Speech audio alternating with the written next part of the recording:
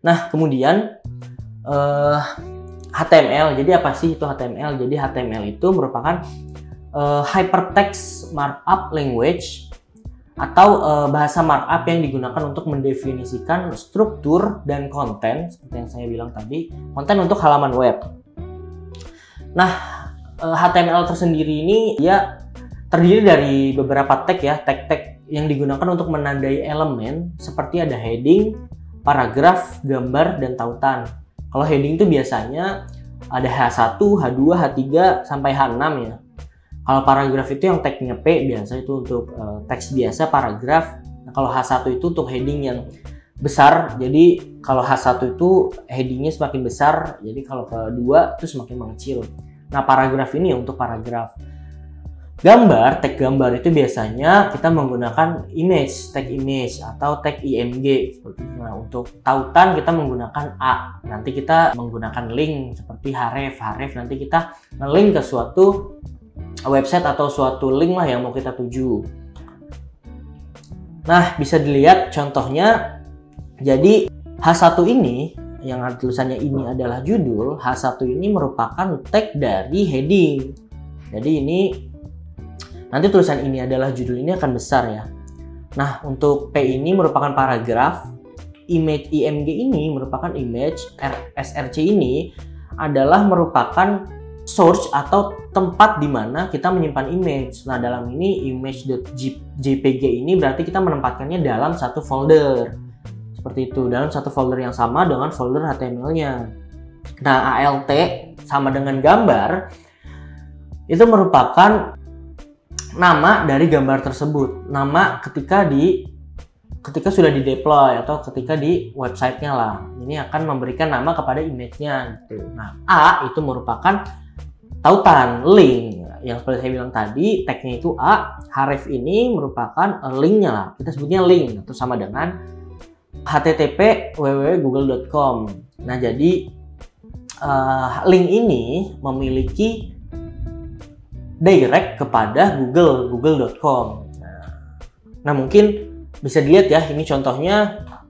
Nih, ini adalah judul, ini adalah paragraf, ini image yang sudah saya taruh tadi nih, image.jpg. Nah, kemudian Google ini yang sebelah kanan bawahnya image ini itu merupakan link dari si http www.google.com. Nah, itu seperti ini. Bisa terlihat mungkin salah satu ciri-cirinya dia warnanya berbeda dan memiliki underline ya untuk link. Kemudian kita akan membahas mengenai CSS atau Cascading Style Sheet. Nah, merupakan bahasa style sheet yang digunakan untuk mengatur tata letak dan presentasi halaman web. Seperti yang saya bilang tadi, HTML itu kontennya, sedangkan CSS ini adalah desainnya. Nah, CSS memungkinkan Anda untuk menentukan warna font, ukuran, dan posisi elemen-elemen HTML. Nah, contohnya bisa dilihat. Nah, kalau misal kita tadi kan ada tag H1, P, dan image ya. Nah, kita akan men-style H1 menjadi color red. Color ini artinya memiliki warna merah dan ukuran size, font size, ukuran dari teksnya itu 24 pixel. Nah, untuk P atau paragraf itu memiliki text align center, dan untuk image ini memiliki width 200 px dan height 200 px atau pixel ya. Px ini pixel ya. Nah, mungkin bisa dilihat sebelum menggunakan CSS, ini yang tadi, ini adalah judul, ini adalah paragraf. Nah, dan setelah menggunakan CSS seperti ini. Nah, seharusnya ada tag paragrafnya ya di tengah sini, namun ini ke-cut sepertinya. Nah, itu bedanya ini. Nah, fungsi dari si text align center ini itu untuk menengahkan tadi paragraf. Dia seharusnya adanya di tengah sini nih. Ini adalah judul. Kemudian jadi text align center itu kita memiliki satu layar laptop, dan text align center itu artinya paragrafnya memiliki center atau tengah dari resolusi layar laptop kita seperti itu.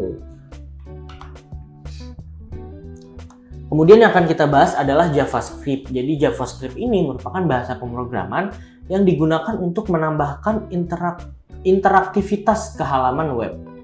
Seperti yang saya bilang tadi, kalau contohnya, kalau kita mengambil contoh seperti PPT ya, JavaScript ini merupakan animasinya agar lebih menarik lagi. Kemudian JavaScript memungkinkan kita untuk membuat animasi, menangani event, dan berkomunikasi dengan server. Menangani event itu maksudnya ketika kita memiliki button ya, button itu dipencet lalu ada notifikasi, contohnya hello gitu, halo, say hi, atau selamat datang di website kita. Nah, itu kita menghandle-nya dengan JavaScript. Nah, ada satu function namanya onClick, itu adalah function event dalam JavaScript. Nah, event itu adalah function-function seperti itu. Jadi, ketika kita klik button atau apapun itu ya, itu akan membuat interaksi ke halaman website kita. Dan dengan JavaScript ini kita juga dapat berkomunikasi dengan server. Nah, ini bisa dilihat contohnya seperti yang saya bilang tadi, klik. Ini ketika diklik, bahkan akan menampilkan hello world atau apa ini ya, notifikasi mungkin ya, pop up lah. Nah, ini function alert handle click.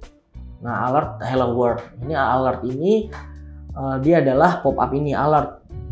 Dokumen.get element by ID button itu menandakan kita mencari elemen yang ID-nya adalah button untuk diterapkan function handle click ini. Jadi untuk semua elemen dengan ID button, dia akan memiliki function dari handle click ini. Add event listener click itu ketika klik ya, ketika diklik, nah menjalankan merunning function dari handle click tersebut. Function handle click tersebut berisi alert hello world.